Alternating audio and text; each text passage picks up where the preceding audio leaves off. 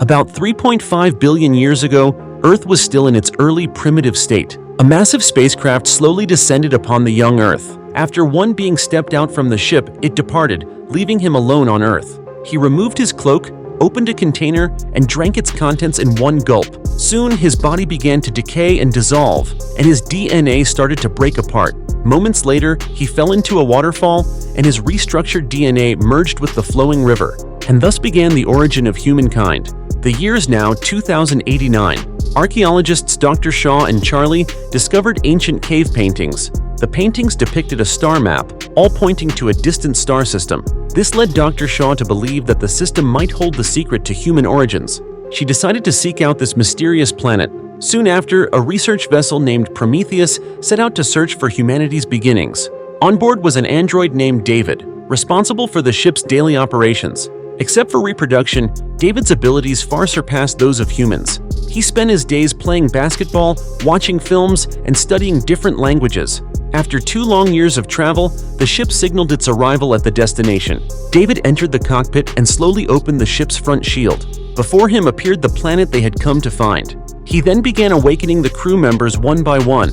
Long-term hibernation caused some side effects among the crew. Besides Dr. Shaw and Charlie, there were geologists, biologists, and other specialists aboard. After some time to recuperate, their bodies gradually recovered. Mission Supervisor Vickers gathered everyone for a briefing. As David activated the holographic projection, an elderly man named Peter Wayland appeared. He was the financier of this expedition. The recording was made in 2091, intended to be viewed upon their arrival. By then, the team had reached their destination, while Wayland himself had long passed away. Throughout his life, he sought answers to human origins, mortality, and what lies beyond death. By chance, Dr. Shaw and Charlie found Wayland, prompting him to fund the construction of this ship. Then Wayland asked Dr. Shaw and Charlie to explain the mission. Charlie placed a cube-like device on the floor. After pressing a few buttons, holographic images of data filled the room. They had discovered ancient cave paintings across the world from various time periods. Yet they all shared one thing in common. Each pointed to the same star system. Within that system, one planet possessed conditions suitable for life to evolve. Dr. Shaw believed humanity might have originated there, and she called the creators depicted in the murals engineers. And that very morning, they had finally arrived. Soon after, the ship entered the planet's atmosphere. Sensors detected a harsh environment, unfit for human respiration. Upon breaking through the clouds, they saw a desolate world, silent, lifeless, and bleak. Then Charlie noticed a series of symmetrical structures within a massive valley nearby. It was likely the remnants of the engineers, their geometric precision a clear sign of intelligent design. Amid everyone's astonishment, the captain piloted the ship down to the surface. The crew suited up, boarded their exploration vehicles, and headed toward the structures. Inside, they deployed small drones to begin scanning the interior. The ship's monitors simultaneously mapped the building structure in real time. After some exploration, they arrived at a chamber where water was trickling down the walls. Upon analysis, Charlie found that the air here was even cleaner than Earth's. Clearly, someone had been generating an atmosphere, preparing to terraform the planet. Then Charlie made a bold move. He removed his helmet and took a deep breath. When the others saw he was fine, they too removed theirs. At that moment, David, walking at the back, suddenly noticed strange symbols carved on the wall. After some exploration, several holographic projections suddenly appeared in the corridor. The holograms showed several giants running in panic as if fleeing from something terrifying. They immediately followed the projection, tracing it until they reached a massive doorway.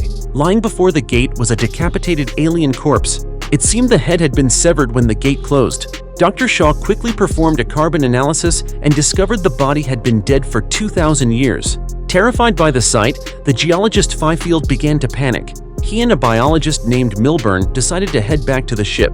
Meanwhile, David deciphered the symbols on the gate and managed to open it. On the other side, they found the severed head of the giant. The chamber resembled an altar, with a massive humanoid face carved in the center. The room was filled with black urns, oozing a strange, dark liquid. David speculated that the substance must be organic in nature. Just then, the ship transmitted a warning.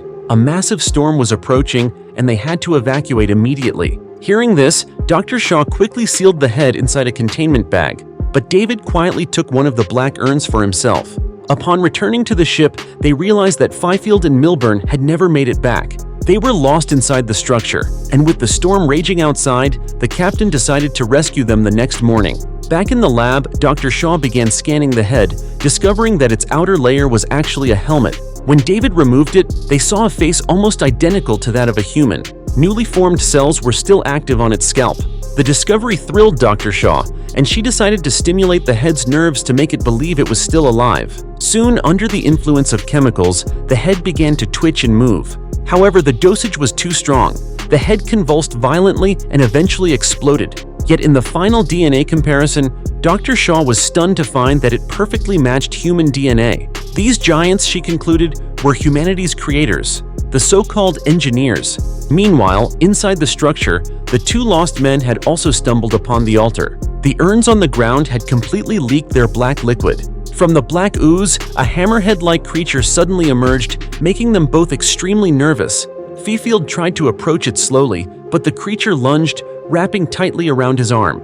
With immense strength, it snapped his arm. In desperation, Milburn slashed the creature with his knife. The creature spewed a stream of corrosive acid that melted through Milburn's helmet, killing him instantly. The severed creature regenerated and crawled through the suit's breach, slithering into his helmet and killing him. Back on the ship, David was busy examining the urn he had taken.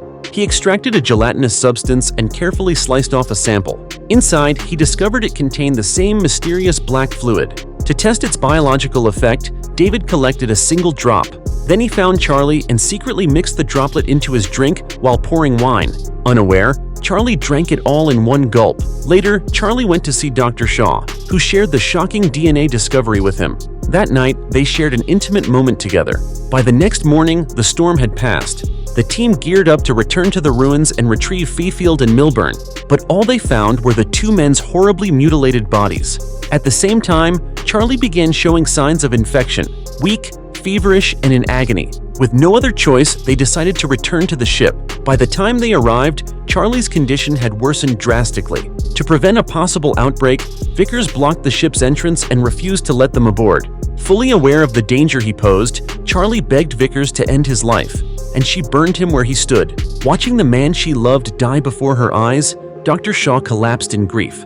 Unnoticed, David had quietly left the group and entered a hidden chamber. The room was filled with the same black urns.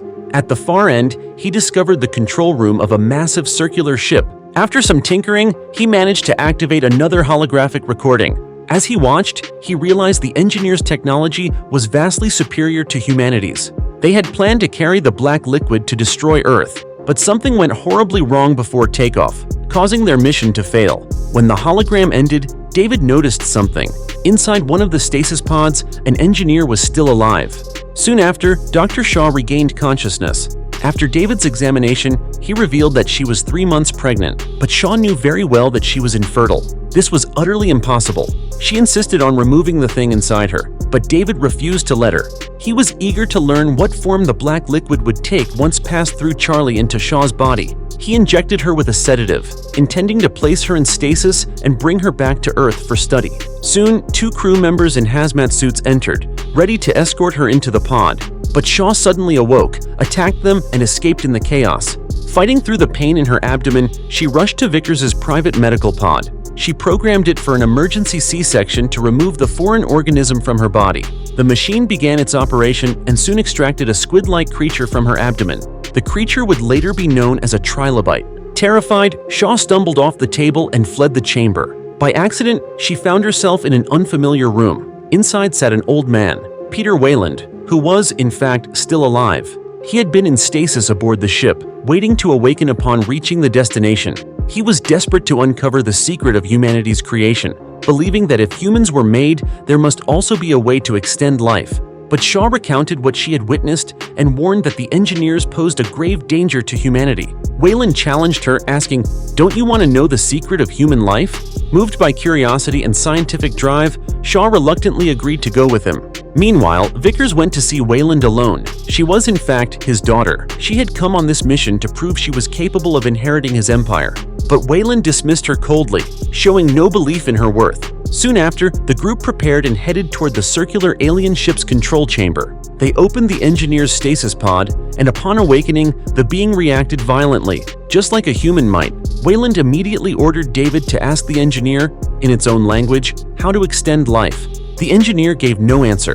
He gently touched David's head, then suddenly tore it off and struck Wayland with a fatal blow. Immediately after, the engineer began wiping out everyone on site. Only Shaw managed to escape. The engineer ignored her and turned away. He activated the spacecraft, the pilot's chair rising dramatically as he prepared to resume his mission to destroy Earth with the black liquid. After setting the coordinates, the alien ship began its ascent. Shaw contacted the captain, explaining the engineer's plan. She begged him to stop the ship, or no one would make it home. Driven by duty, the captain made a fateful decision to ram Prometheus into the alien ship. Seeing this, Vickers chose to save herself. Ejecting in an escape pod, Prometheus slammed into the alien craft at full speed.